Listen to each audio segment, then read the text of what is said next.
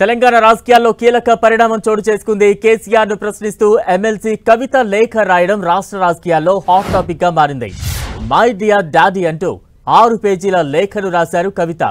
ఈ లేఖలో బీఆర్ఎస్ రజతోత్సవ సభ, పార్టీలో పరిస్థితులు, వరంగల్ సభలో కేసీఆర్ కామెంట్స్ పై పలు ప్రశ్నలు సంధించారు కవిత. పాజిటివ్, నెగటివ్ ఫీడ్బ్యాక్ అంటూ డీటెయిల్డ్ గా లేఖలో అన్ని విషయాలను ప్రస్తావించారు. పార్టీ లీడర్స్ కు యాక్సెస్ ఇవ్వడం లేదని లేఖలో తెలిపిన కవిత వరంగల్ సభ స్పీచ్లో మరింత పంచ్ ఉండాల్సిందని ప్రస్తావించారు.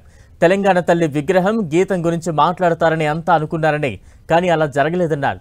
ఉర్దూలో ఎందుకు మాట్లాడలేదని, వక్ బిల్లు మీద కేసీఆర్ మాట్లాడతారని జనం భావించారని చెప్పారు.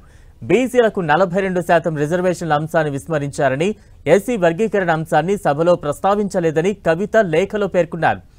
ఇక బీజేపీ మీద కేసీఆర్ కేవలం 2 నిమిషాలు మాత్రమే మాట్లాడటాన్ని కవిత కీలకంగా ప్రస్తావించారు. రాజకీయ ప్రత్యర్థులైన బీజేపీపై 2 నిమిషాలే మాట్లాడడం వల్ల భవిష్యత్తులో కేసీఆర్ బీజేపీతో పొత్తు పెట్టుకుంటారని చాలా మంది ప్రచారం చేస్తున్నారని లేఖలో తెలిపారు. ఇది పార్టీకి నష్టం కలిగిస్తుందని ఆమె ఆందోళన వ్యక్తం చేశారు. వ్యక్తిగతంగా తాను కూడా బీజేపీ వల్ల అనేక ఇబ్బందులు ఎదుర్కొన్నారని, అందుకే బీజేపీని మరింత టార్గెట్ చేసి ఉండాల్సిందేమోనని కవిత లేఖలో తెలిపారు. ఇటీవల జరిగిన ఎమ్మెల్సీ ఎన్నికల్లో బీఆర్ఎస్ పోటీ చేయకుండా బీజేపీకి మద్దతు ఇచ్చిందనే సందేశాన్ని కాంగ్రెస్ పార్టీ ప్రజల్లోకి బలంగా తీసుకువెళ్లిందని, ఇది పార్టీకి ప్రతికూలంగా మారిందని కవిత తెలిపారు. వరంగల్ సభ ఏర్పాట్ల బాధ్యతలను పాత ఇన్ఛార్జీలకే అప్పగించారని, స్థానిక సంస్థల బీ ఫామ్లు మళ్లీ తమ దగ్గరికి వస్తాయని పాత ఇన్ఛార్జీలు చెప్పుకుంటున్నారని కవిత లేఖలో ప్రస్తావించారు. ధూమ్ధామ్ కళాకారులు, కార్యకర్తలను ఆకట్టుకోలేకపోయారని తెలిపారు. సభలో కేసీఆర్ ప్రసంగానికి ముందు పార్టీ సీనియర్ నాయకులతో మాట్లాడి ఉండాల్సిందని కవిత అభిప్రాయపడ్డారు. ముఖ్యంగా 2001లో పార్టీ ఆవిర్భావం నుంచి అండగా నిలిచిన నాయకులు, ధూమ్ధామ్ కార్యకర్తలు ప్రసంగించి ఉంటే అది శ్రేణుల్లో మరింత ఉత్సాహాన్ని నింపి ఉండేదని కవిత తన లేఖలో పేర్కొన్నారు. మరోవైపు కొన్ని పాజిటివ్ అంశాలను లేవనెత్తారు కవిత.